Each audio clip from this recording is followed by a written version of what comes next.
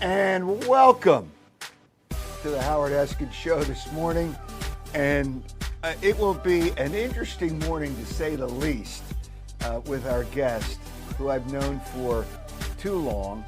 He's still the same, let me see, genius, nitwit, dope that he's always been. But we'll get to Tony Bruno in a second. Let me first mention, and we'll talk about the Sixers and the disgrace that they are, and Joel Embiid. I'm glad he starts his new contract next year at $62.5 million, but we'll get to that. The Eagles, the Phillies. Hey, I'm glad the big announcement came out. We'll talk about it yesterday. Travis Kelce's coming back. What's he going to throw away, $17 million? And who knows what happens with Taylor Swift if he's not playing football anymore. I'm only kidding for all the Swifties out there. All right. This will be shocking because he's going to try to school me, as he said in a post this morning. And let's welcome, I don't even know how to, media giant all over the world. And that would be Tony Bruno. Tony Bruno. Good morning. It's an outrage. It is an outrage. And thank you for joining me today. As Tiger Woods once said after his wife grabbed a 9-iron and slapped him over the face many years ago. I remember that, actually. Yeah, but he had issues besides that, besides being a great golfer. Tony, you have been on radio around the country, and each city's different. I mean, different in different ways. The fans are different. The people are different. The radio stations and the business is different. We'll get to the business in a second. I got a quick question on math first. All right. How many years ago was 1970? Because I suck at math. Not 4, no. That was 45 years ago, right? So 1970 to 2025. Let's see, 7, 80, 90, 2000, 2010. How many? 45. 55 years ago, 55? Howard. Wait a minute. We That's were right, working 55, together what am I saying? Right. 55 years ago. Yeah, how did I screw that up? 30 and 25. I don't know. You suck at math. I admit I suck at math. Yeah, no, I'm pretty good at math. But you were 55 years ago, you were a punk at WFIL radio. And you were a punk, too. And you were a crumb creep coward before Frank Rizzo even called that local TV journalist. Mort Krim was his name. Mort Krim. No, it was Borman. His last name was Borman or something. But that's right. By the way, it wasn't Krim. It was what was Borman? It was Borman. Yeah, Stan Borman, I think it was. Yeah, well, whatever. By the way, I wear this shirt, Crumb Bum, in honor of you, because when Frank Rizzo called that reporter a crumb bum, lush, crumb creep coward, and he said, "I want to fight you," I was thinking about you, and every time I would see you, I want to say that you're a crumb bum, Howard. On behalf of everybody who thinks you're a crumb bum, let me be the first on this beautiful it's March 1st already. You believe that? I know. March 1st. It's crazy. It's just, well, we're out of February. February, you know, it feels like it's shorter the month. Is that correct, Tony? Is that yes? It's 28 days, Howard, except in a leap year. And then if you're born on February 29th, you only get to have a birthday once every 4 years, which is how you stay so young all these years. I don't know how you're doing, Howard.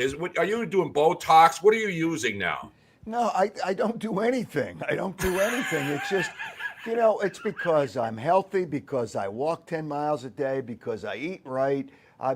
See, the difference is when people have hair, and I have not lost my hair, and I do not color it. When people have hair, you look like you're not getting older. We're all getting older. We're not old. We just get older. But yeah, the fact that we were working together in 1970 is an outrage. It really is an outrage. Using your word, it's an outrage. So back to the point, you've worked in a lot of cities, from West Coast to East Coast.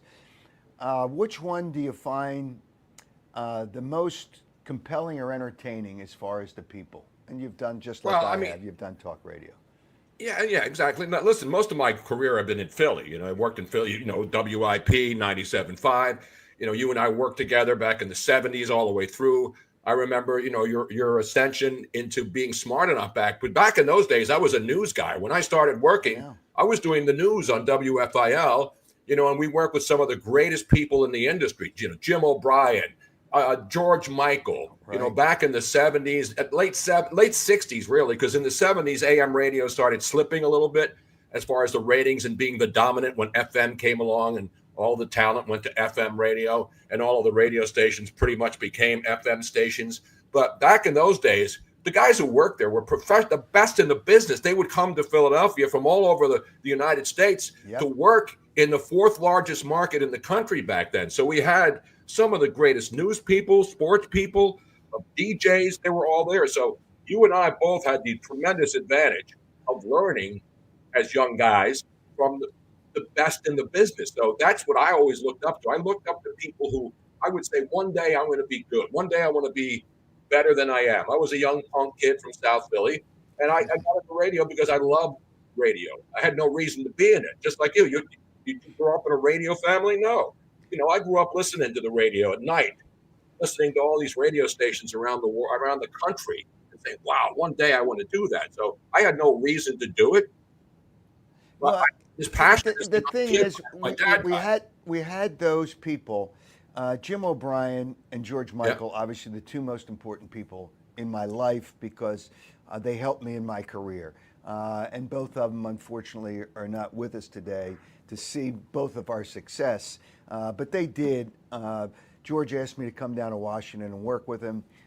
Jim O'Brien, unfortunately, died in the parachuting accident. And for the boomers that don't remember these guys, today in the business, there are not as many talented. They may think or people on the air are talented compared to the other people on the air, but there's nobody that was that I can even think comes close to either George Michael or Jim O'Brien for talent. And Jim was so talented and I did radio and TV, but he did different things on radio and TV. People have to understand these people today, and there's some talented people on the air. Oh, yeah. But nobody's as talented as those people. Nobody. Remember, George Michael was a DJ. Then he went up and did hockey, play-by-play in New York, right? George Michael. Then he started the Sports Machine, which really was the beginning of the let's go to the videotape era on Sunday nights with highlights. Before there was ESPN, George Michael had the Sports Machine, and he hit the big monitor and he'd roll the tape and play the highlights on Sunday night. So George, great guy. I got to see him at like Final Fours and Super Bowls in restaurants, run into him over the years. And we always had a great relationship. And Jim O'Brien, you worked with him, I worked with him. These people were the best of the best. And that's what happened. Again, I'm not trying to knock the modern day talent. There's people moving up I'm all about helping people move up the food chain. People help me when some young people come up and say, hey, how do I become like you? You know what I always tell them, Howard? You can't become me. Become you. There's only one of me and there's one Howard Eskin. But if you have a passion to want to do something, what I always did is I always looked up the people that I thought were the best at what they do. And then you try to learn from them, and that's what you do. And then you just work hard. And nowadays, to be honest, Howard, nowadays, it's so much easier because anybody can do a podcast.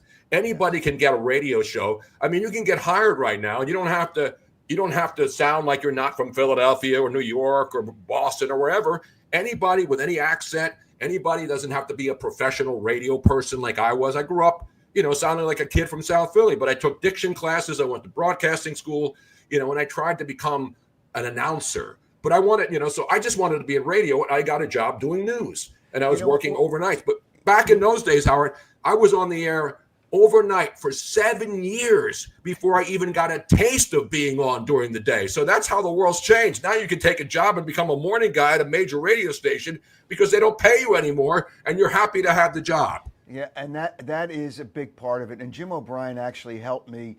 He pushed me into television when I wasn't comfortable with doing it. He told me he'd kick my ass if I didn't take the job that Channel 3 offered me at the time because I wasn't going to take it. I wasn't comfortable with television. I just didn't think I was good enough. And he helped me while I was on. He was at Channel 6. I was at Channel 3. But the difference nowadays, you think about this. When we did, I did talk radio, and obviously you've done talk radio. We worked a lot of times by ourselves. The people today doing talk radio, I think, are uncomfortable working by themselves because they're afraid they don't have enough to say, and you need good cop, bad cop, and it's just, it's the same thing every day.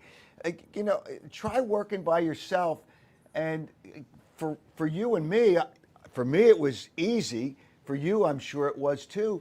That's just the way it was, but now it's just not the same. And that's why I think, and I think you agree, podcasts are really the future of media. That's where it's going. Radio is a dying. It's unfortunate because we both loved radio and loved what it was, and we loved, the AM dial is dead. It's unfortunate. It really is unfortunate, especially in Philadelphia, because the Phillies are not on the AM dial anymore. But it's just not the same. People just, I guess they don't feel that they have to be better because they have somebody else there. Do you find it easy, or was it easy, and we're doing it now, and you do it, to just work by yourself? It's all right. We have a lot to say. Well, I've worked, the advantage I've had is that I work with the best people, and then I got jobs, working with one person or two people or three-person team. When I left Philadelphia in 1977 to go to Birmingham, Alabama, the overnight DJ there, Kevin McCarthy at FIL, he moved to Birmingham and became an afternoon host and the program director. And he called me and he said, "Hey, why don't you come to Birmingham?" I was making like 20 grand a year. I was married, with a young, no kids, but young. In 1973, I got married. And then in 76, I got this offer to go to Birmingham and do morning drive in Birmingham, Alabama. So I had to take the step back to go down to Birmingham so I could be moved up to a morning show. And I work with amazingly talented people down there to the best morning show. And I was like the third wheel, the weather and sports guy. And that's how I learned to work with different people in a format where, it's a morning, not a morning zoo, but it's a morning show with all the different elements. And then when I came back to Philly in 78, because my son was born in Birmingham, my oldest son, who's now 47 years old, he was born there, but my wife missed her family. So we moved back. And guess where I went back to? WFIL. And I worked with Don Cannon in the mornings there back in the 70s. And so you get to work with so many great people in your lifetime, and you learn from every one of them. So Don was a great friend. He was my son, my middle son's godfather. So you don't just work with these people. They become part of your life and part of your family. And to see these people leave us every single day, and it's going to happen to us eventually, all the people that we worked with who are no longer with us, you still think of what they meant to you and what they've done to help you get to where you are today. Tony, why do you think that the business, and we'll get into sports, and I want to talk about the Sixers. It's just such a disgrace. Trust the process, Howard. I've been telling you. I think you and I were the only two guys in Philly who were telling people not to trust the process. Again, I get the whole thing, the tanking, but I think it was. We'll get to that in a little while. But we both have to discuss this. This is burning issue right now. Yeah, Let's be honest. It really is. Why do you think that radio is fading? And it's really, FM revived it for a little while because people went to FM from AM. Why do you think the business of radio is really not that? It's just average. I'm not going to say it's bad. It's just average. And obviously we both worked there, and I recently worked there, and I could see it deteriorate over the years, and now people are going away from it. See, the great thing about podcasts, and let me mention two of the people that I think are important to the show, ABC Tickets, which you can get tickets all over the world with ABC Tickets, 800-355-5555. And I get Jeff Rulin in the last show suggested that somebody else start my car. Well, I have a device. People at Aldi Devon are so good where I get my car. I have a warning for people that start my car. But after I was talking about the Sixers, he says, "You better have somebody start your car." But by the way, where is Sam Hinkie these days? Is he still surfing in L.A. somewhere? Body surfing? Who? Sam Hinkie. Oh, Scam Hinky is what I call it. Scam Hinky, yes. Yeah, he's at a Starbucks because they have free Wi-Fi, and he sits that's how he grades players. He does it on computer. And these morons, and unfortunately, my son's not a moron, but he was in this case. He trusted the process. He drank so much Kool-Aid, he choked on it. But he's not the only one. No, I know. It's ridiculous. People that love computers and the new age loved all that stuff. But it's just unbelievable the way. And the good thing, and you have sponsors too on your podcast. When we mention sponsors, they live forever on the show. They don't with radio, because radio, when they podcast the shows, take the sponsors out of the podcast. Correct. What are they paying for? I mean, so they can sell separately, digital. I mean, it's ridiculous. You're right, Howard. The hardest part about doing a podcast, and I learned this, the thing about, we're both in the same age group. I think we're back exactly the same age, grew up in the same 1952 era, right. Boomer babies, war babies. And so the bottom line is, back then, radio stations wanted to hire talent and groom them and get them better. But just like what's going on in the government, radio companies realized that they had to start cutting people because they weren't making money. Yeah, and as you mentioned, I disagree with that partly, and I didn't want to interrupt, but I disagree with it when the pandemic hit. Obviously, they weren't making as much money, and and not just radio, but TV. Now they started cutting camera people, so they didn't need as many reporters, and the pandemic was not good for a lot of reasons, but they realized they could start cutting, and then when they realized it was so easy. And the numbers are not there like they used to be. I said, why do we need all these people?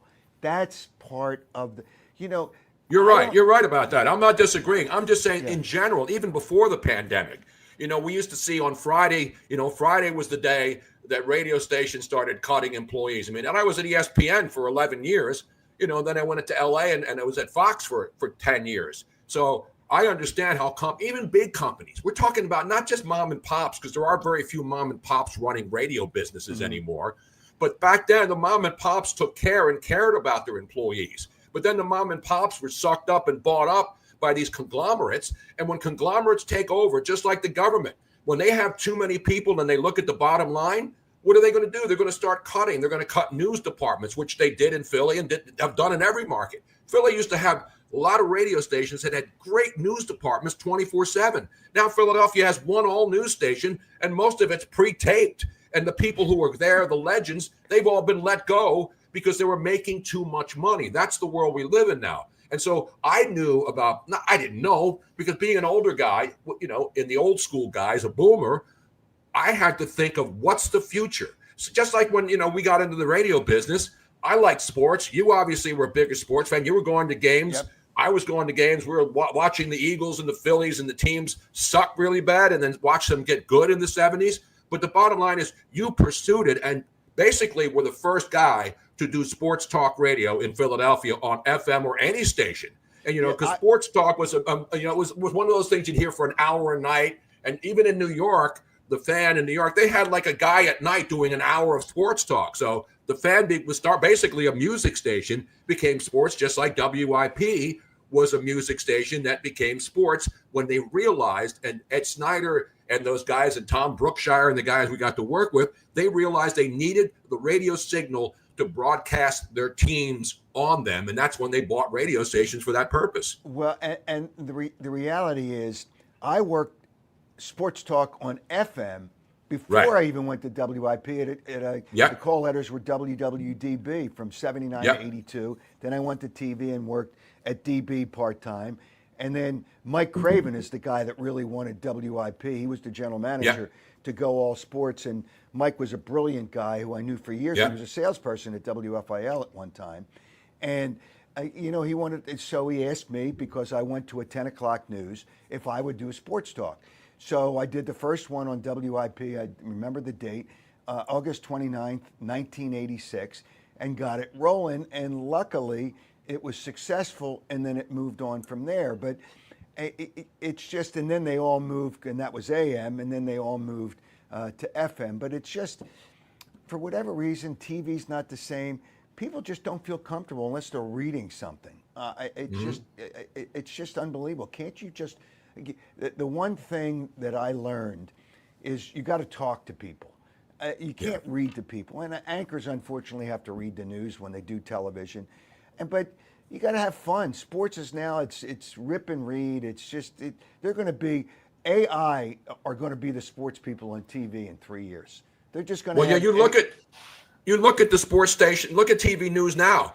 Sports used to get like a big block, right? They'd have the news and then the weather, and then sports would have like the big segment. Now the sports segments are like a minute, and they get in and get out because they don't have to pay sports people big money. Back in the day when Jim O'Brien and George Michael and all these big name guys and Don Tollefson, back in those days, the sports guys made a lot. Joe Pellegrino, the guys they made big money being sports guys. Sports guys were celebrities because they would be seen. You know this, when you would go to a game or someplace else, it's sports related. Everybody knew who you were because you turned on sports at night when you watched the local news to see. This is back before cable and all the access to anything on the internet. That's what people grew up with. But now sports people are irrelevant on TV. To be honest, let's be honest. How many sportscasters? They put them at the end of the show and they give them a minute. Yeah, it's just I used to get 4:15 to 4.5 minutes when I started at Channel 3 because I said something. Right. That's what people want to hear. People want to hear something, and they urged me to say something. They urged me, Channel 3, it was Pat Palillo was the general manager, to say something. Now, you don't have time to do it because nobody does it. It's just, have an opinion. When you watch highlights on the television sports, you don't even watch the story. It's just a couple of home runs and a double, and it's not even the story of the game. It's the final score, and it's a couple of highlights. But it's changed all over. It's just, one of the. Oh, you know why, Howard? Go ahead. You know why? You were the guy the first guy I saw before we go on the air. Yeah, right? But you were the first guy I saw that had 3 pagers attached to the back of his buckle. I mean, you had 3 pagers. You had more pagers than the terrorists who were getting blown up in Gaza. I mean, come on. You would walk around with more pagers than I can't even imagine. Pager stores didn't have as many pagers as you had on you. But the bottom line is, when I was at ESPN in 1992, we didn't even have internet. We had the scores. We had the wire machines. Now you don't need to wait till 11 o'clock to watch SportsCenter to get the scores. You can get the scores just as fast as the so-called sports experts and the guys. So now it's just about all guys in boxes on TV yelling at each other to try to get the space and the advertising dollars to get attention. I'll do one better. You have less reporters, less camera people, which cuts down the money, and newscasts just fill with a lot of segments of weather. Here's my personal weather forecaster right here on my phone, and it's more up to date than anything because they've already put it in. I did weather for a week, which I realized how easy it was. I rely on John Bolaris. John Bolaris sends me the latest forecast every day, so I know when people are going to panic in Philadelphia and tell their kids not to go to school.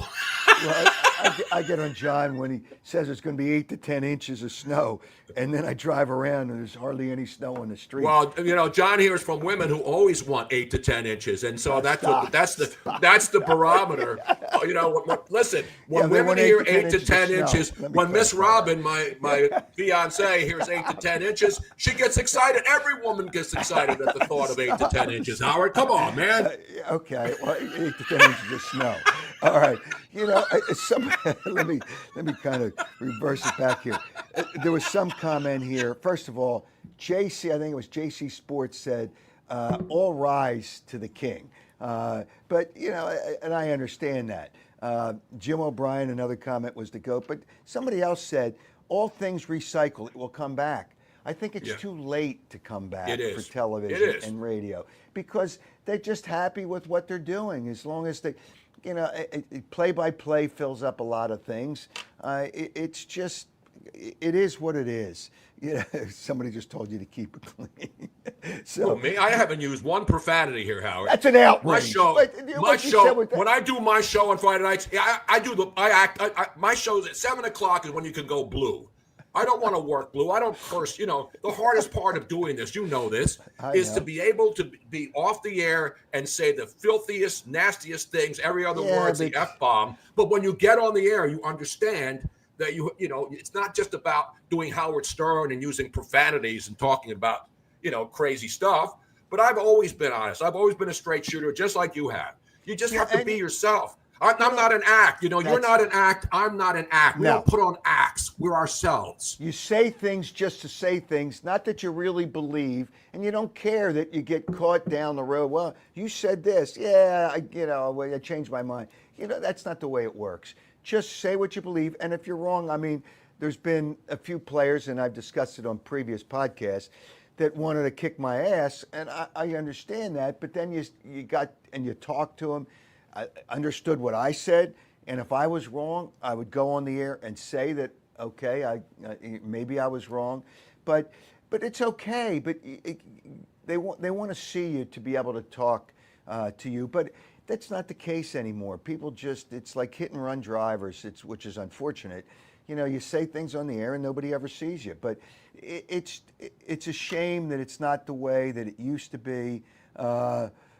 It's not the way that it used to be. Somebody says, well, but I don't want to sound like two old guys screaming at the younger generation because they're younger generation. The younger generation replacing us. I have no problem with that. I've helped so many young people along the way when they would call me or I would work with them, interns, people that you work with who really want to be involved and want to do this. And when those people show that kind of intensity and the desire to want to do this, not because they just want to be a face on TV or hold a microphone in a locker room, because it's their passion. A lot of people say, I want to do radio, and then they don't realize how hard it is.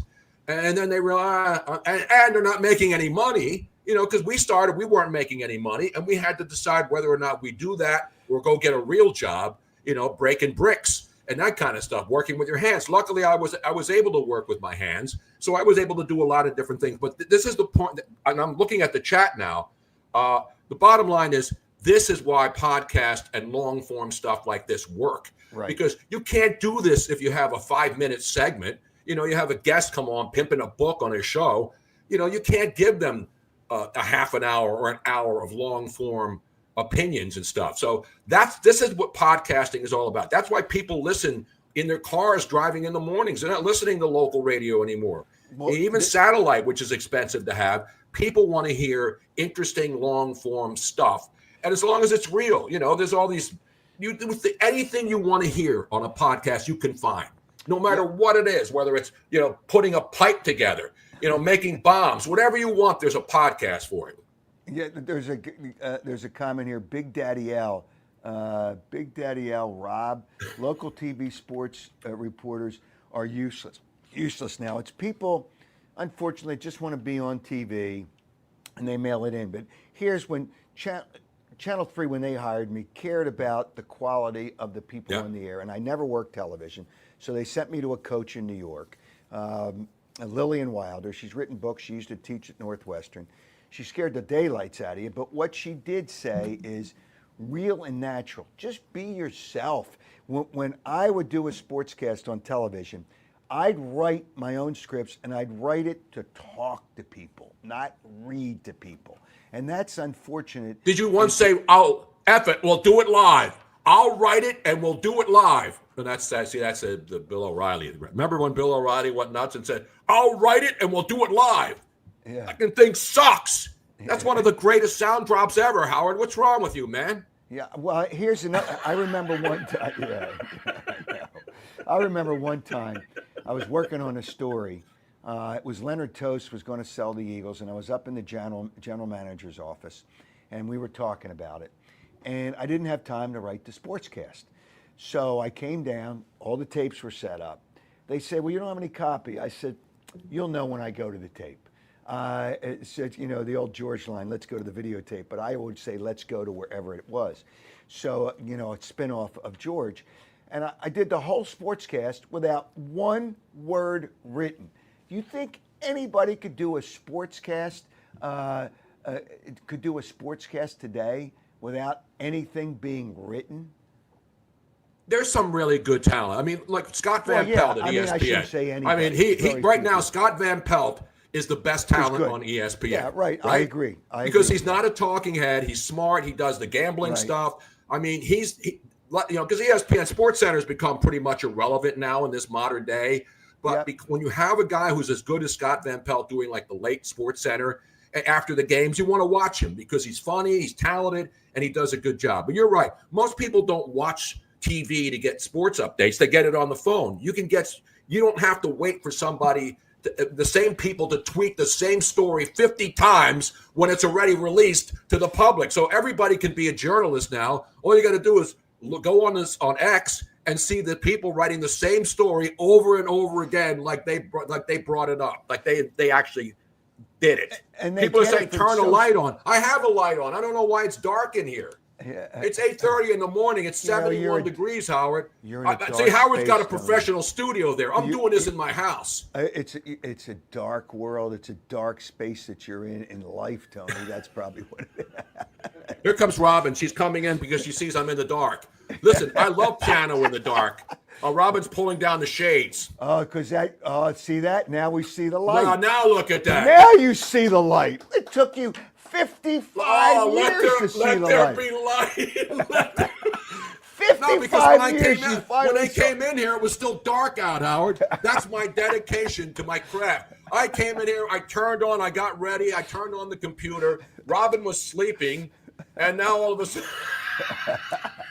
Now you know what? 55 years and 20-some minutes. It took you 30 minutes. It took you to see the light, and that's good. All right, I just noticed it because I was in the dark, and you got that. You got the pretty jacket on. Now, where's the fur coat? People want to know. Did you put the fur coat away yet? Is it still time to wear a fur coat? Custom-made jacket, suit, by the way. Who was the tailor? Maroney in Mullica Hill. Maroney. Well, you know who my guy was up there in Doylestown, Jenkintown, right? Yeah, I've moved on from Frank. Yeah, so Frank Ventresca. You moved on from Frank Ventresca. That's right. Sometimes you got to take change is important in the pursuit of success. Remember that, Tony. And that's why I live in Florida. I'm like Zelensky. I just wear T-shirts and shorts all year long. I don't even know coat anymore, Howard. All right, let's get into sports. Let's get into Joel Embiid. Let's get it back to Embiid. This is, as you would say, the 76ers are an outrage. They conned the fans. They knew Joel Embiid was hurt to start the season, but they wanted to sell tickets. And they were, we'll see. Well, then they were announcing he's a game time decision. Forget about that. First, he should have never played in the Olympics. That was an outrage, as you would say. It was a joke. It was, as I would say. I'm telling you, this is unbelievable. Your opinion about Joel Embiid and your opinion about what the Sixers did to con the fans into buying tickets. Well, I think you and I were the only two guys on Philly radio. And remember, I was working for 97.5, which was the station that had the 76ers. So when I would go on the air and call it out, I would get called into the GM's office because they had the rights to the team. So don't be saying, who was the guy from New York that they hired who was like running MSG and they brought him in? He was a slick guy. This is back when, before the GM and the revolutionaries. Remember the guy who's now running AMC? He was the GM for a while, and he was giving away free tickets. Remember trying to get people in the stands? They had a couple of GMs. Are you talking about Brian? No, before Colangelo. They had this guy who came in, and they brought the guy in from New York who was a slick-dressed guy, and he was a con artist. But they brought him in to try to sell the process, and then they brought in Hinkie, who was the biggest fraud, who never did anything except body surf in Malibu. Now he can't even do that anymore because all the oil is in the water after the fires and the sludge washed out into Santa Monica Bay, where I lived for 11 years. But so the Sixers process was consumer fraud. It was a Ponzi scheme. And that's what bothered me. Listen, you and I know, we were there for Billy Cunningham and those Sixers teams and Moses Malone. And we've seen the worst teams since 1970, the 73 team, which was the worst team in NBA history. And we knew Freddie Carter and those guys. So we grew up watching the Philly sports teams get bad, good, suck, win, and then get suck again. And so we've been through all of these eras where good teams and bad teams in all of the sports. We saw the Phillies grow up when people hated Mike Schmidt because they thought he was too cool for school. They did the same thing to Jalen Hurts. He looks like he doesn't care out there because they make the game look easy. But anyway, back to Embiid. So the process starts. Let me just throw this in, Tony. Miss Robin sent out a message here. The man is helpless without me. Shh. Hey, Robin, go back to bed. Make me a sandwich. But I didn't want to interrupt your trend of thought with the Sixers. You're right about Scam Hinkie. He's a total. Adam Aaron. Thank you, Rich. Aaron, Rich. Yeah.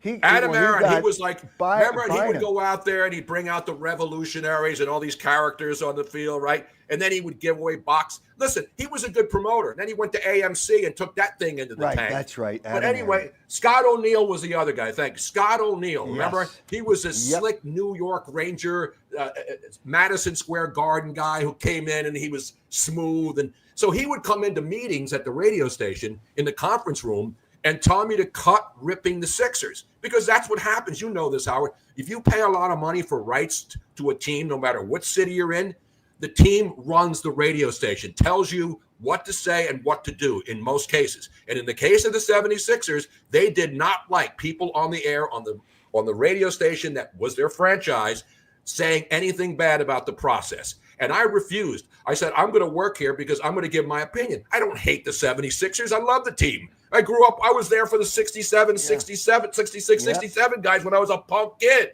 So the bottom line is, the thing that bothers me the most is now radio stations and TV stations, because they pay so much for these rights fees, they have to be beholden to the teams.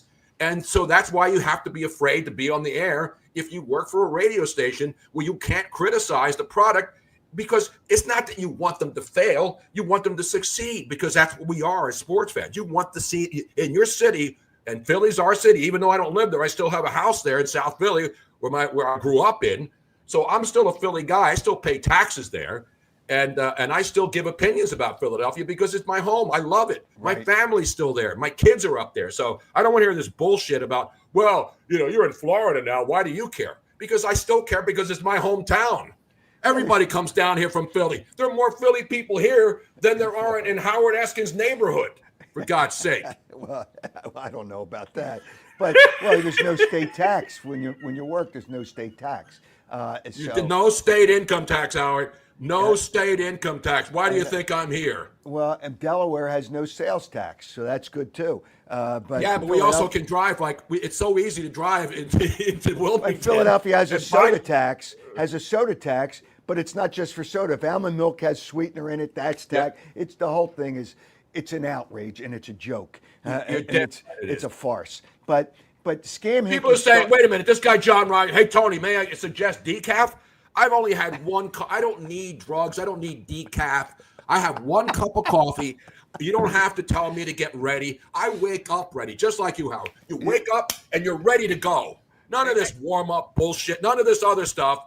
You gotta get ready every single day. The light goes on, and nobody's home except for Howard Eskin. For part of the time, the light wasn't on. The light wasn't on. But sometimes you're better in the dark. I do my best work in the dark, Howard. I'm sure you do. I'm sorry I went down that direction. But Joel Embiid, see, here's what I said, and Jeff Rulin said, you better have somebody start your car. They gave him a rehab program at the beginning of the season. Some of the doctors did, and I know this for a fact. And he said, I don't like that. So he didn't do it.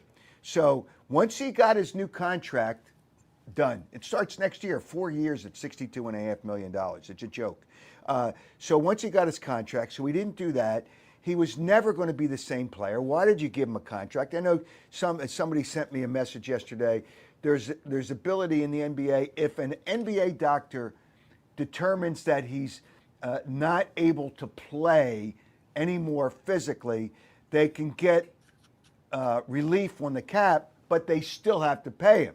Joel Embiid just wants the money. Can you imagine if he's out a part of the year, if he gets surgery at whatever time, and he's out for 3 months, and he'll come in 30 pounds heavier than he is now. The guy just doesn't ever get in shape. He plays for himself, his points. He won his MVP. He got his championship with the gold medal, played He should have played for France. That's where he's really from.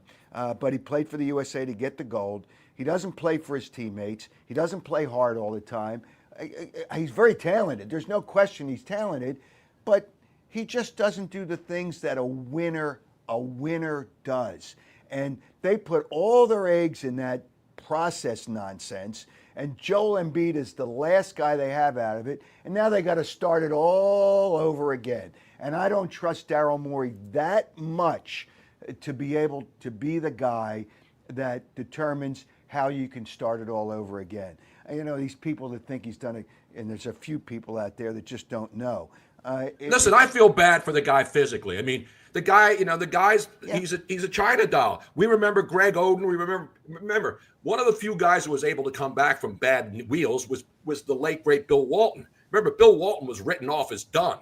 But, and back then they didn't have the medical technology that we do now. Bill Walton was playing back in the day when a guy tore an ACL, he didn't even know it, and he'd go out and try to play. But the problem with Embiid is not that we don't like the guy and don't like him personally, it's the fact that the guy can't stay healthy. We've seen this with a lot of athletes. But, he fell into their laps. They sat on him for the first 2 seasons. Remember, he didn't play in the first 2 years because everybody was so excited that Embiid dropped to number 3 and they grabbed him, which was a smart move. Let's be honest. That was a smart decision. He fell into their laps. They tried to trade him for Wiggins, and I think it was Minnesota wouldn't do it because he had that history of injury problems. That's why he tried. So the Sixers. But I have the numbers here, Howard. He's missed 39 of 58 games this year, shut down for the rest of the year. He sat the first 2 years. 31 games in year 3 he played. That's the first time he played 31 games in his third season in the league. 65 games he's played only twice in his 11-year career. 68 games one year, 66 the other year. And he's got 39 games last year and only 19 this season. And the bottom line is we have all this medical technology, but when you have bad knees, with all the technology and all the ways that you can pump in cartilage and every other thing they can do now, he still can't stay healthy. And again, I don't want to. I'm not ripping the guy because he can't stay healthy. I'm ripping the Sixers because they're still trying to convince people and con people into thinking that this guy's going to be back next year if he takes off the rest of the season. Now he's not going to be back healthy again because his body is not healthy. Not because he's overweight or any of that nonsense. Physically, his body's not going to. You can try these new methods to put cartilage in the knee and do all those things, but the problem is. I know the doctors that they have are good doctors. And they always put it on the doctor. Well, the doctor, and the Sixers, they didn't give us any indication. I remember a comment by that fraud, Daryl Morey. Well, they gave it no indication that this would be a problem. You got to be kidding me. Doctors know. All you have to do is look at the MRI. You see what the issue is, and you know it. What the Sixers wanted to do, and one has nothing to do with the other, but that's how clueless they are. They wanted to sign Embiid. They signed Paul George to a max contract. Right. The guy's done. He's cooked. He's fried. Outside of last year when Paul George played 71 games to play for a contract, he averaged 50-some games a year the 4 previous years. To get the new arena, which was never going to happen because it was a phony baloney to be able to put it there. They didn't really have enough money to do that. It wasn't going to financially work. And now we realize that they're going to partner, which they should have done, with Comcast. But they signed these guys, and they weren't going to play when that arena opened to make everybody, oh, look what we got. We have Embiid for a long time, Paul George to a max contract. It's a joke.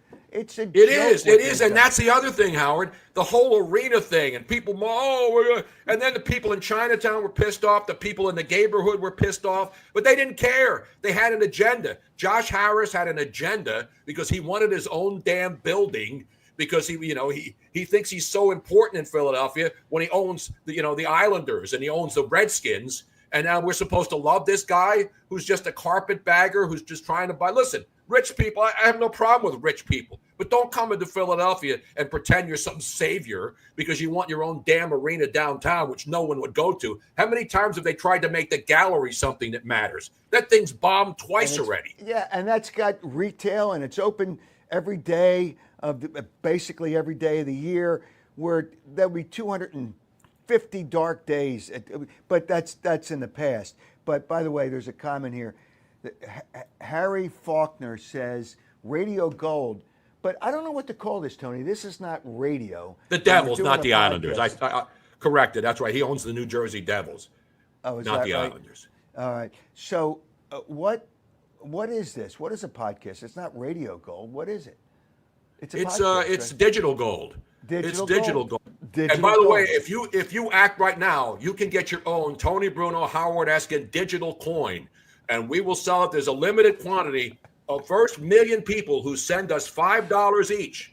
For just $5, you can be one of 1 million people who own your very own precious metal, because it's all about precious metals now, and rare earth minerals in Ukraine. And we'll play a block of rare earth later. Howard, you know music. Rare earth, what was their big hit back in the day? I don't know. Go ahead. It was Get Ready. Remember, Get Ready? So it was the old Temptation song. Huh? Rare Earth did the Temptation song. I loved Get Elvis. Ready. I loved Elvis, Elton John. Yeah, these people don't. Elvis was the best.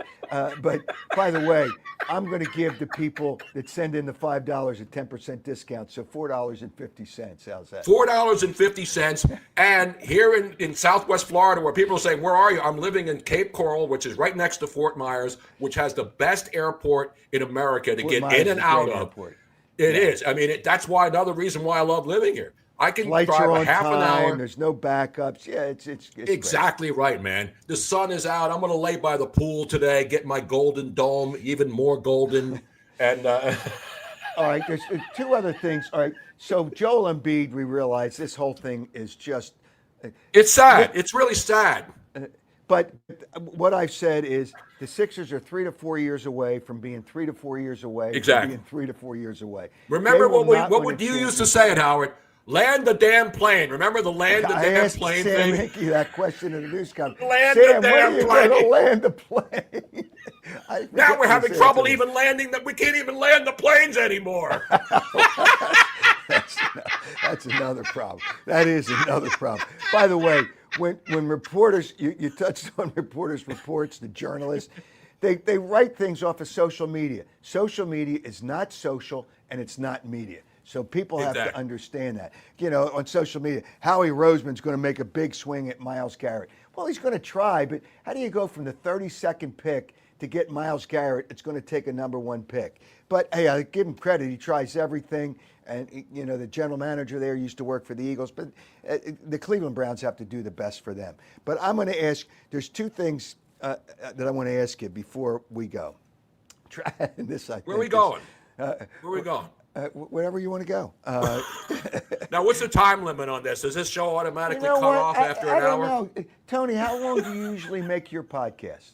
I do 2 hours. I do 2 hours. I may have to go overtime. Friday nights from 7 to 9. Although last night, our damn machine, I spent all week prepping for a show. I have all sound clips, video clips at the Tony Bruno Show on X. And, we're on all the platforms now, just like you, right? You're on YouTube. You're on StreamYards, whatever. You can get these shows anywhere now. So just look for it. Look up Tony Bruno Show. You'll find me on X. George Romali says, we fly into Fort Myers and drive down 75 to Marco Island 4 times a year. Fort Myers is the easiest airport to fly into. It really is. It really is good. I have friends in Naples. Now, you have a lot of rich friends. You have a lot of rich friends in Naples, Howard. I'm sure of that. All the golf guys and all of these golf courses, work at golf courses. You know who lives in Fort Myers? You know who lives in Naples, right? Nick Nurse. Nick Nurse, the 76ers coach, and Jay Wright. They're no dummies because Naples is like the Villanova of Florida. You know what I mean? It's like Gladwin of Florida in Naples, except you can play golf all year long here. Unlike Gladwin. Right. All right. So I'm going to ask you, last night, and this is unbelievable, that it was a story on ABC Network News. Travis Kelce announced he's coming back. Did anybody doubt that he wasn't going to take $16 million that's still on his contract to come back? Did anybody doubt that? Is that a story? I don't even think it's about the $16 million. I mean, the guy, he and his brother have put together this unbelievable podcast. I mean, these guys are on every commercial. everybody loved Jason. Jason's a legend. To have a center, Yep. not since Dave Remington have we seen, and your buddy Dave Remington back in the days, have we seen an Eagles center be this well-liked. But, he won a Super Bowl. The guy is a Hall of Fame player, and he's got a great personality, and his brother's great. So to me, of course he's going to come back. And it's not even for the money. The guy's not shot because he lost a Super Bowl. The Chiefs are not shot because of losing the Super Bowl to the Eagles. They were outplayed by the better team. Yeah, and that's all part of it. But Jason Kelce is a great guy. He's nice to people. He doesn't blow people off. I mean, there's so many things that you can do to be that. And Travis Kelce's a good guy. But that all this other. Did he worry that the podcast wouldn't be as successful? He wasn't playing. He probably enjoys playing. He doesn't want to stop. But it's not a network news item that Travis Kelce's coming back to play. Really? No. That's not a network news item. All right. Gene Hackman's best move, and I actually had Gene Hackman on my radio show one time. I forget if it was a movie or I don't know if it was a book that I forget what it was. And years ago we never taped anything. I wish I did. But what was Gene Hackman's best movie in your opinion? Well, they were all great. 7 Ups. I mean, what is it? The French Connection with the driving French Connection scenes was the one that really started me on that role. Yeah. And obviously for me, because one of the sounds of the thing that I've incorporated into my shows for the past 20-something years is the sound effect 4 from the movie Hoosiers. Remember in the movie Hoosiers, we're sitting there and all these white kids from Hickory High, and he's talking to them about, what are we going to do? How many times are we going to pass the ball before we shoot? And all these white dudes are sitting there, 4! And he says 4. Right? So that was the thing. Gene Hackman saying 4 in the movies Hoosiers was, I don't know if my sound machine is on here, but I play 4 no matter what the occasion is. 4 is important. Where did that come from? Did you play that, Howard? Did I what? No, that was me. There it okay. is. I still have the sound machine, not the Miami sound machine, but Gene Hackman. How many times are we going to pass the ball? Unlike the NBA, where they just take the shot from midcourt. They take 5 seconds to get to the 3-point line and shoot. I mean, that's why the game sucks. Larry Brown would always say, "Play the game the right way." They don't even know. They don't even know what the right way is. How many times? Howard, we got to get back to basics. Let's get the peach basket back up in your backyard and go outside. And how many times will we pass the ball before we stink and shoot? It's a joke. 4 is the answer. 4 is always the answer, Howard. And don't you forget it. Well, they don't do that anymore. How many I'm telling you could count in the game.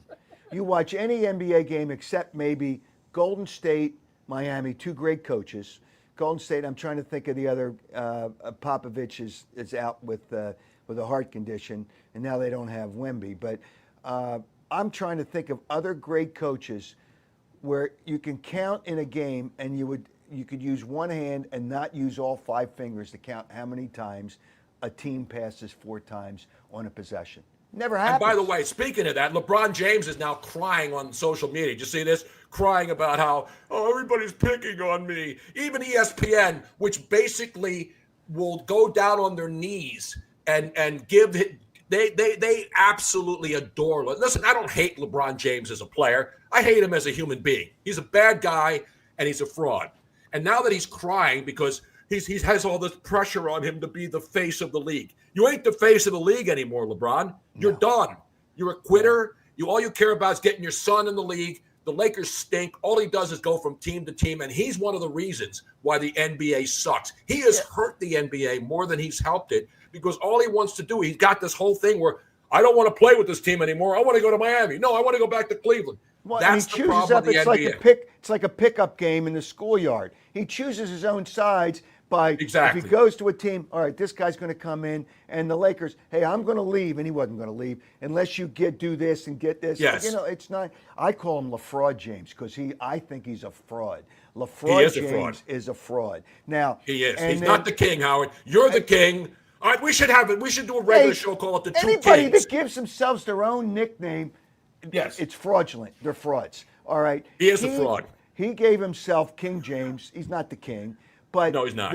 I call him Queen James. I actually responded to him when he was bitching yesterday, and I said, "You're the queen." Yes, queen. That's how I respond to LeBron. Yes, queen. Okay, all-time players. Remember Torrey Smith, the wide receiver for the Eagles? Absolutely. Okay, Torrey and I every day, maybe once or twice. He was a hell of a player, Howard. He was a good and a great guy. I say Michael Jordan's the greatest of all time.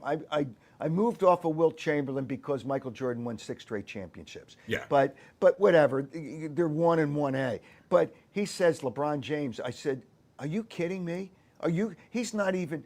I don't know that he's top 6. Even Barkley doesn't have him in the top 6. I agree. All time. It's ridiculous. It's a joke to say he's the GOAT. He's not the GOAT.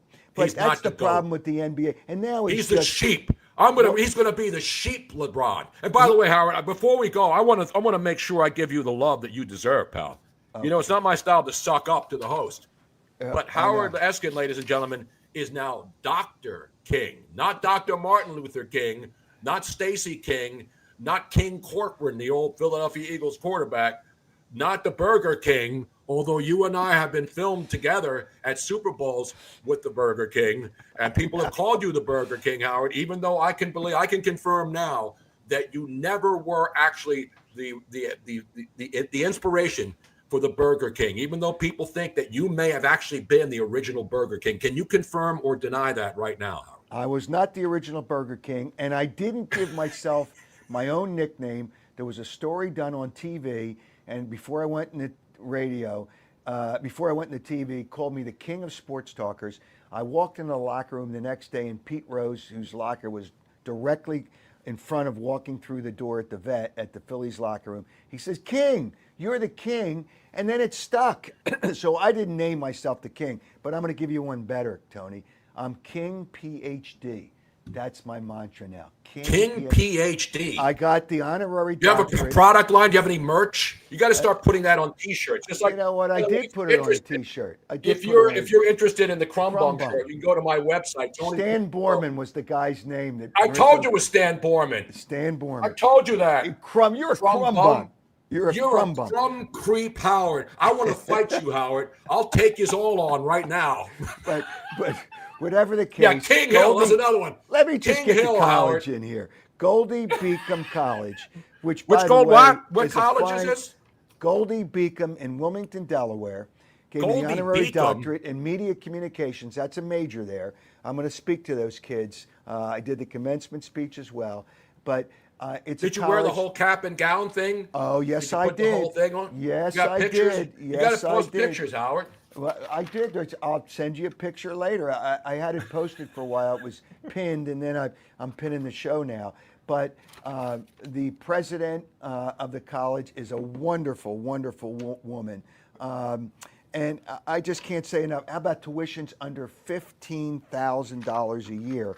Because they use their endowment funds, which these other schools have. Some of them have $2 billion. Yeah. $2 billion in endowment money, and they don't use any of it to help educate. That's good, because all of these places like Columbia and all these schools, they should lose every dime of any federal money that's sent to them. Shut these stinking Ivy League schools down. Shut them down, and shut them down now. Okay, well, I'll take that suggestion. So Goldie Beacon, huh? Goldie Beacom College in Beacom? I thought it was Beacon. So how do you spell it out? Beacom. Beacom. Goldie, Goldey? D-E-Y, yes. And do they have gold bar? Now, do they have gold bullion? Do they have gold in there like Fort Knox? Because everything's about gold now, Howard. It's about gold. It's like radio gold or podcast gold. Yeah. Dr. Eskin, ladies and gentlemen. Dr. Eskin. Not to be confused with Dr. Fine, Dr. Howard, Dr. Fine. And the boomers don't even know the Three Stooges. But Colleen Keith is the president, a wonderful, wonderful lady, does a great. Matter of fact, she's on boards. Division II, she's the chairman of the board, I believe, of Division II sports, and she's now on the board of Division I sports. So she's a sports person as well. So, it's a well-rounded college. They had seven students from overseas that were in that graduating class. So, and I feel proud. I feel proud to be honored by such a No, fine that's awesome. college. Let me give you a roaring round of applause, Howard. There. If you don't do it, I'll do it. All right. Hey Tony, this is really fun. It's I know. fun And by the way, there's one guy on there, Angelo Soldavila, says Tony Bruno keeps interrupting. So annoying. No, what can you say to Angelo right there, Howard? You're fine. You're fine. But the thing that we have to look forward to, Tony, is another tank job by the Sixers. We haven't even gotten to the Eagles are good. It's hard. I mean, it's hard to come back and do it again. The Eagles are good, and they'll do some good things in the offseason and try to keep some players. But, the Phillies, they're not there yet. They're not there yet, and I thought they had their I'm not chance. there yet. I'll be driving. By the way, the good thing about living here, 2 hours away from Clearwater, I will be up there like I go every year. It's a pilgrimage. And it's just, you've been there. You've been to now it's Baycare Ballpark. Great place, great facility. I'll be heading up there. I'll be sitting in the stands, though, because I want to be with the people, Howard. I'm not sitting up in luxury boxes. I'd wish they played the starters more games, and they're starting to play some of the. Trey Turner led off. I don't like him as a leadoff hitter, but I like. Did you see what happened to stinking the MVP guy? Got hit in the face with a ball the other day. Did you see that right in the arm face? And it hit him in the face. But it hit him right here, Howard. That's all right. He's fine. They're tough guys. They should be tough. Well, they're not tough guys anymore. It's like PK Subban killed the NBA because they don't play hard anymore. They don't play. It's just not like hockey players. But it hit him in the face. But he played yesterday. I think he got a hit. Trey Turner was 0 for 3 with 2 strikeouts. It's spring training. You're not facing any pitching, and it's too early to really judge. I like him. If there's a man on base, somebody could be running. I want Stott to hit leadoff, but I've already told Rob Thompson what I want my lineup to be. But what about seeing Kyle Schwarber with a first base mitt the other day? Huh? They have him first base. Yeah, well, but you're going to have Real Multo play first base. The times he doesn't catch, a lot of times DH and first base. How many first basemen? They got a bunch of DHs and a bunch of first basemen. But Harper will play. Harper's still going to play 135 games. Oh yeah. So that'll be the case. Tony, all right, tell the people again when your podcast is on. My podcast is usually on Friday night from 7 to 9. It's on at Tony Bruno Show. It's on X. It's on YouTube. It's on Tinder. It's on Pornhub. It's on all the different places that you normally go to. Yeah, and it's just, and you get alerts. Just subscribe to Tony's show. You can subscribe to this show on YouTube. I only ask for $25 a week to watch the show, and I think that's a bargain in these days, Howard. I know times are tough, but $25 a week is nothing to most people, especially Howard Eskin people like in Marco Island down here, or if you're in Naples, or if you're in Radnor, or maybe Gladwin on the main line. Yeah, another fine area there. It's just, you know what? That's and Devon, where Audi Devon's located, is a fine area. So it's all good. My next car is going to be an Audi. I've said it all along. I think Audi is the finest car. Seriously. I just can't afford it, but I have a truck now. I'm driving a Ram 2500 because I live in Florida, and I got to haul stuff to my new house, which is under construction. By the way, you follow us on Facebook too, Tony Bruno Show. Miss Robin and I post videos. The ones that people care about more than Sports Hour is me and Robin working on construction sites. That's what people love. Oh, that would be great. Construction. People love that stuff, man. Yeah, you know what? I've not seen it. I'm going to have to make sure that I see that because. But you mean you watching Robin work, right? Robin learned from me. Just like you learned from me, Howard. Robin has learned everything she knows about construction and how to do things from me. I'm a teacher. I'm the guy. I'm like the teacher for all. You just absorb my knowledge and my skills, and then you go on to become an all-time great, Howard. Okay. All right. So. All right, one last question. I was joking, by the way. I know people don't understand. People that don't know me don't realize I don't charge people to watch the podcast. It's free. You can tip me. Yeah, like they do at Starbucks. You walk in and they say, like mine. It's on Twitter, Facebook, Instagram, and YouTube. So, it's all good. It's all good. But one last question. Yes. And I said the Eagles before they won last year were the next team to win a championship in Philadelphia. Obviously, the Sixers aren't going to championship for at least 8 to 10 years. The Flyers, I think, are going in the right direction, but they still have a way to go. And the Phillies, they're a good team, but they're not good enough. So the next team to win a championship in Philadelphia will be? Hopefully the Phillies, because the Phillies still have that window open right now. They went out, everybody's, they didn't do enough in the offseason. They got new pitching, and they still have a pretty damn good lineup. But when you look at the Dodgers, look at the Yankees. They're already going crazy in New York in spring training games about how the Yankees suck. So, Philly, New York, Boston, those fans are the most passionate. They're the ones who go crazy at every at bat, and there's 162 games left. So you got to relax. You got to relax. As Aaron Rodgers said, RELAX. Yeah, I think I have that in here somewhere. Or as Harry Mays once said. What did he say? Tony. The machine's turned off. Because it probably doesn't come through on this podcast. You are an outrage. You are. Yeah, we're still on the air, I think. All right, Howard. It's been a lot of fun, man. Hey, you know what, Tony? We'll have to do it again.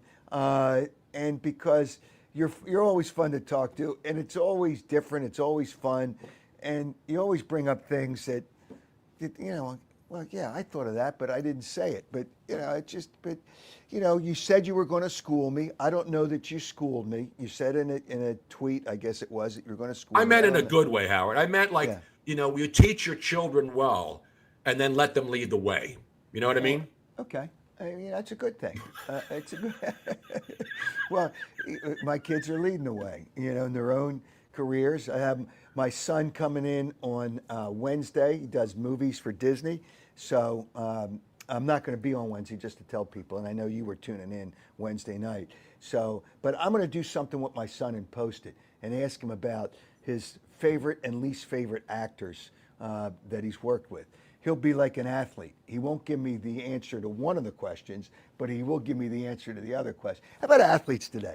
They don't even they're not even honest anymore. It's like standard answers. Coaches, athletes. I want somebody that's refreshing, that just, like Herm Edwards. Playoffs? No, that was Jim Mora. Oh, Jim Mora. And Herm Edwards said, what did Herm Edwards say? Herm Edwards was. You play to win the game. Remember right, that? Jim Moore Sr. said playoffs. And remember the great Jim Calhoun once said. What did he say? Yeah, get some facts and come back and see me. Remember he told that to the media when they were giving him a hard time? But anyway, I got to give a shout out to T-Bone from Trevose. T-Bone from Trevose. All right. Well, don't get T-boned, Howard, when you're driving out there with your Audi. No, I'm not going to get T-boned. But the thing is, it's just, I forgot what I was even going to say. But it's fun to keep it real. Keep it, as Allen Iverson would say, keep it real for real. But it's fun to have coaches and players speak their mind and not worry about what their PR guys say. Well, don't say this and do say this. And so what? So you say it. You're being honest. Now you're afraid to call out players. You're afraid to, stop it. They're making, the minimum guys are making millions and millions. It's a joke. But just be honest. But you and I were really honest today. And we're always going to be honest. And that's just the way you are. And that's just the way that I am. One last time, Howard, because we haven't been able to do this together. Let's do it one more time. What? We're playing the Eagles fight song, To Victory. We did a boat parade here last week. I can't hear it, but that's all right. Score a touchdown, 1, 2, 3. Sometimes you're better in silence, Tony. Hit them low, hit them high, and watch the Eagles fly. Fly, Eagles fly, on the road to victory. All right, everybody, one more time. E-A-G-L-E-S, Eagles. Or as the mayor says, the mayor of Philadelphia. The mayor of Philadelphia can't spell Eagles. So E-G-L-S-E-S, Eagles. How about one of the things at the parade? She says, if you stay together, I'm paraphrasing, but I'm not paraphrasing what you said. if you stay together, nothing is possible. She meant Exactly to say nothing is Exactly. impossible. You're better off in Florida. All right, Tony. Hey, thanks. Tony Bruno at Tony Bruno Show, a Thank you, legend Howard. Thank you in his very much, own ladies and mind, gentlemen. and always great to Let's talk head to you, to Tony. Augusta now, Howard, What's that? as we are getting ready for Augusta National Oh, and that's Amen right, Corner. the Masters. Yeah. Coming up, it's March, Howard. March Madness. You know, I've been. Have you been to Augusta, Tony? Absolutely. Oh yeah, I absolutely. Yeah. I have played. been I didn't play. We both played Marion a couple of times when Yep. they had the opens there, right in the media Yep. day. Yeah, I played. I played Marion. I've not played Augusta. Barkley bailed out. We were supposed to play there because he got the invite, and I was going I to played Pebble Beach, Howard. Have you ever played Pebble yes, Beach? I have. Yeah, but the problem is the first time you play, you always look at the scenery, and you really Damn right. it takes forever to play golf. But it's beautiful and the wind. And you got to play with a caddy. Oh yeah, absolutely. But there was the 6 holes of par 3 into the ocean, and you don't hit a normal iron for that par 3 because the wind is always coming at you. I think it's the 6th hole. It's a par 3. Whatever that. The problem par with 3 Pebble Beach, you hit a great shot and you go up and look at it, and it's in the fairway, but it's on a downhill slope, Yeah, and you're thinking, oh wow, I hit a great shot, and then you have to go out and bail yourself. And I suck, by the way. I suck at golf, Howard. Well, I was at one time good, but yeah, I don't play enough. But I got to start playing more. Tony, I loved it. You're always great. You're always honest Thank you. and straightforward. And thanks to Miss Robin for giving you all the lines that you used today because I knew they couldn't come from you. No, she writes. I have everything is scripted. This whole show has been scripted to the word. There is no ad-libbing on this program. Okay, Tony, you're a beauty. Thanks, Thank you, Howard. I'll talk Thank to you you, later. brother. All right, Tony Bruno is the best. Tony Bruno is the best. I wanted to talk to you, but I think we covered everything. The Eagles briefly, the trades. Yeah, how he's going to do something, but I think Myles Garrett is just too far away from him. The Phillies, we still have plenty of time. To have on network news, Travis Kelce's coming back is a joke, and obviously the reason behind that is obvious. And Gene Hackman, I just feel so sad. Such a great actor, and who knows the way he died. And maybe, his pacemaker didn't work. But whatever, I don't want to get into it. I want to remember all the great films that he had. And the Sixers are a joke, a farce, and it's ridiculous. Just remember, you have 4 more years of Joel Embiid after this, and he's going to want to play. And an NBA doctor has to rule that he can't play anymore for the Sixers to get cap relief, but they still have to pay. Now, are they really going to pay the money, the $62 million, and then sign somebody else? That's what you have to worry about, even though it won't count against the cap. All right, thanks again to ABC Tickets, where you can get tickets anywhere in the world. I speak about these people because I know these people. 800-355-5555. And I also know that I can go out and start my car from Audi Devon, and it'll be fine because the car's great, the people there are great, helpful, but I don't think anything I said today was crazy or outrageous. Tony may have said some things, but thanks to all those people, and thanks to you. And just remember, Wednesdays at 7:30, but I'm going to post something on Wednesday night, and I'm going to try to do it at 7:30 when I'm normally on, because my son's coming in from California. I don't think he's been back to this area. He works for Disney, does movies for Disney. So I'm going to try to have, I'm not going to try, I'm going to have him on, and I'm going to post that. And I'm going to ask him some tough questions, tough questions. And so Wednesday, I'm going to take the day off, but I'll be back next Saturday. And I wanted to try, the other thing I want to try to do, and it seems like it's better on Saturday, I wanted to try to include you, the digital callers. I'll call you people, digital callers. And we did it a couple of weeks ago, and it was very successful. If some people don't want to be on camera, you can turn the camera off and I can just talk to you. But we're going to do that in the future too. So the next time I'm on the air, I want to try to do that again. Thanks to Creative Outfit. Thanks to Tony Bruno. thanks to all of you people out there. Thanks for your comments. Somebody said, best podcast yet, Howard. You and Tony are amazing together. He brought it up. I didn't realize we knew each other. We've known each other for 55 years at FIL. It's just, the process is a joke.